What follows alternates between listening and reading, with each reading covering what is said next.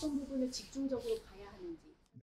우리가 이제 달러에 대해서는 되게 잘 많이 알잖아요. 요즘에는 이제 미국 미연준의 파월 의장이 FOMC 금리 결정만 하면 거의 실시간으로 국내에서 이제 중계도 하고 분석도 하고 계속 그렇게 진행하고 있기 때문에, 또 그게 또 워낙에 이제 미국의 금리 결정이 전 세계에 무차별적으로 영향을 주고 있지 않습니까? 근데 되게 관심이 많은데, 어떤 이유든 사드 이후에 이제 중국과 관계라든가 또 중국에 대한 우리나라 사람들 생각이 조금 더 그렇게 돼서 중국에 좀 관심이 별로 없는 상황인 것 같아요. 이제 제가 금융 쪽을 봤을 때 중국이 그 실물 경제는 상당히 높아졌잖아요. 미국이 한 70% 왔다고 그러지 않습니까? 근데 금융 쪽은 되게 취약하거든요. 그래서 중국은 그 사이에 이제 위안화를 중심으로 디지털 화폐든 또 위안화의 국제화를 위해서, 또 위안화의 길게 봐서는 위안화의 패권, 금융의 중국몽을 위해서 계속 노력해 왔어요. 그런 시스템, 국제금융체제, 위안화 중심 체제, 중국이 어떤 노력을 하고 있는지 우리가 좀 알고 있을 필요가 있다. 이래서 책을 써서 좀 이렇게 하게 됐습니다. 네. 되게 중요한 질문인데요. 제가 자꾸 책을 거론하지만 많은 전문가들의 생각이 저도 동감인데요. 한 세대 안에는 쉽지 않을 것 같습니다. 왜냐하면 달러 패권이 형성되기 전에는 파운드 패권이었잖아요. 영국 파운드에서 달러로 넘어올 때 1, 2차 대전을 통해서 이미 그 과정에서 미국이 글로벌 경제력이나 여러 가지 전체적인 힘이 훨씬 영국보다 커졌지만 달러 패권은 훨씬 후에 됐습니다. 너무나 잘 아시는 것처럼 1945년 2차 대전이 종전되기 1년 전에 1944년에 미국 브레튼 우즈, UNFCO인 브레튼 우즈에서 전 세계 사람들을 모아놓고 1온 수당 35달러라는 금과 달러를 엮고, 그 다음에 달러는 다른 화폐들하고 이렇게 환율을 정하는, 그 당시에 이제 마르크라든가 엔이라든가 파운드 다 마찬가지죠.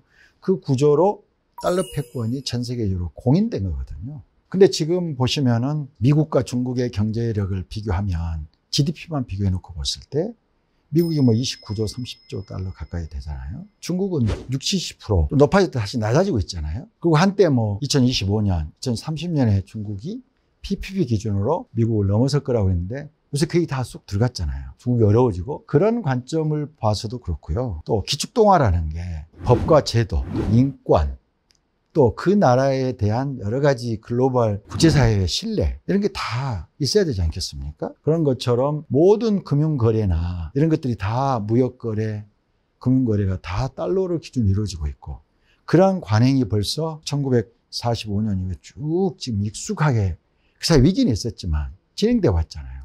이게 어느 순간 바뀌겠습니까? 금융관행이라는 게 지급결제 관행도 쉽게 바뀔 수도 없는 거고요. 상당히 오래 걸릴 거다. 다만 그러면 위안화한테 전혀 기회가 없을까? 그건 아닐 수 있다 이거죠. 유로화나 뭐 엔화를 얘기도 하는데, 유로화나 엔화가 달러에 도전했다고 볼 수도 있고요. 꼭 그랬냐고도 볼 수 있는데, 거기에 비하면 지금 13억 인구의 전 세계 2대 경제 강국 G2가 된 중국이 달러 패권에, 위안화 패권으로 도전하는 것은 이건 지켜봐야 된다. 전혀 가능성이 없다라고 우리가 단언할 수는 없다. 이게 제 생각입니다. 예.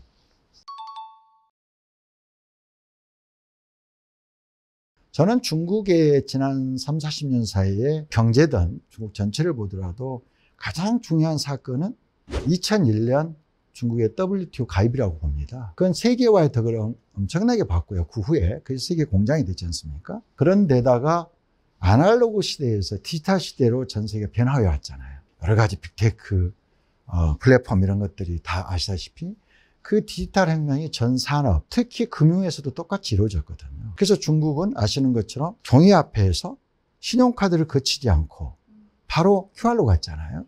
그게 알리페이, 이제 위챗페이지 않습니까? 이 QR이 이제 대단히 일반화돼 있죠. 중국에서의 일반적인 지급결제 관행은 QR이지 않습니까? 근데 그렇게 보면은 중국은 소위 디지털 화폐라는 측면에서 QR로 이미 어느 정도 디지털 간편 결제에서 굳혀져 있고요.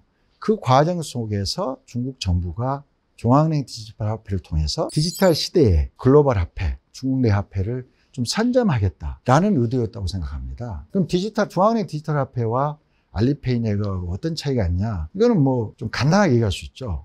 디지털 위안화는 중국 인민은행이 개발, 원장 관리, 모니터링, 사후 관리 이 모든 시스템을 다 관장하고 통제하는 시스템인 거죠. 그러나 알리페이나 또는 위챗페이는 사기업이잖아요. 민간이 하는 거죠. 물론 중국 정부의 관장하에 있겠지만 그래서 그건 전혀 다르게 되는 거다 이렇게 보죠. 다만 이제 제가 말씀드리고 싶은 것은 중국이 디지털 위안화를 내세울 때 위챗페이, 알리페이가 워낙 장악하고 있으니까 중국 정부가 이걸 견제하기 위해서 이걸 개발하는 거다. 이런 논리가 있었거든요. 그럴 수 있다고 봅니다. 그러나 실제로 이제 이것도 이미 지급결제 관행으로 정착돼 있잖아요. 무리하게 이걸로 바꾸는 건 또 쉽지 않은 거거든요.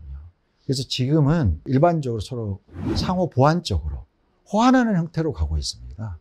왜냐하면 알리페이에서도 디지털 위안화를 쓸 수도 있고요. 또 중국이 비자 마스터카드에 맞서서 내는 유니온페이도 쓸 수 있습니다. 디지털 화폐, 각종 페이, 간편 결제, 이게 뭐 신용카드, 이게 다 한꺼번에 소위 우리가 말하는 소위 인체 연장이라고도 하는 디바이스인 스마트폰에 다 들어가 있는 거죠. 앞으로 그게 어떻게 발전될지 이건 또 봐야 될 것 같습니다. 제 책에서 좀 상세하게 다뤘는데요. 중국의 위안화 전략은 한편으로 보면은 위안화 패권 전략이거든요. 또 달러에 대한 위안화의 도전이기도 한 겁니다. 이게 쉽지는 않겠죠. 오래 걸릴 일인데 그럼 어떻게 하고 있냐? 달러가 걸어온 길이 정확하게 롤러 모델입니다. 달러가 한 그대로 하고 있습니다. 아시다시피 닉슨 쇼크로 큰 문 달러가 흔들릴 때 페트로 달러를 했잖아요. 사우디하고 안보와 원유 거래를 교환한 거잖아요. 당시 고정환율제에서 변동환율제 되면서 달러가 흔들렸잖아요. 그 페트로 달러도 사우디하고 지금 합의했죠. 얼마나 실행은 아직 안 하고 있지만 우리가 원화가 되게 흔들리면 시장에서 이제 미국 빨리 가서 연준하고 통화수합 맺으려고 하잖아요. 그럼 100원, 200원씩만 환율이 떨어지잖아요. 원화 가치가 안정되는 거죠. 높아지니까.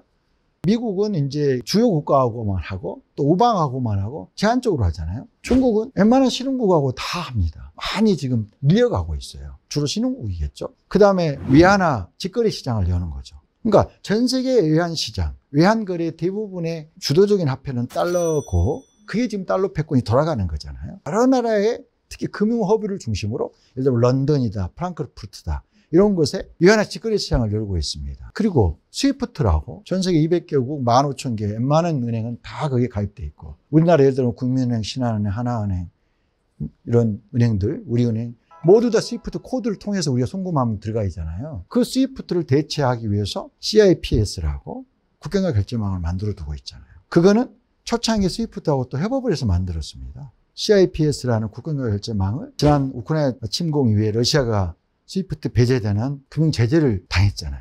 그 후에 지금 그거 만들어 놨잖아요. 기존에 러시아와 중국 간의 거래에 지금 뭐 상당히 반 이상 경우에 따라서 더 높은 비율로 그 망을 이용해서 지금 하고 있고요. 또 하나는 브레튼 우즈 체제 이후에 세계은행과 IMF를 만들었잖아요. 그 비슷한 거를 AIIF도 들어보셨잖아요. 아시아 인프라 투자은행. 중국이 만든 세계은행입니다. 그 전 세계 뭐 100여 개국 이상하고 1대1로 하고 있잖아요. 그게 다 위안화의 통로가 될 수 있는 거죠. 거기다가 브릭스가 지금 그게 이제 되게 커져서 지금은 브릭스 플러스가 됐고 지금 20, 30개 국가가 가입 대기하고 있습니다. 거기에 NDB라고 신개발은행이라고 그게 지금 본점이 상하이에 있습니다. 브릭스의 또 세계은행인 거죠. 그리고 비상대응기금이라고 브릭스의 IMF라는 걸 또 만들어서 운영하고 있지 않습니까? 그런 것들이 이제 다 확장되면 이게 전부 위안화가 통로가 될 것이다. 그래서 미국이 지금까지 달러 패권을 해왔던 것의 대부분을 중국은 하나씩 그게 얼마나 많이 활성화되고 얼마나 많이 거래가 되고 있느냐는 다른 문제입니다. 체계는 다 갖춰져 있다. 국제금융체제든 또 위안화 중심으로 중국이 자체적으로 할 수 있는 거거든.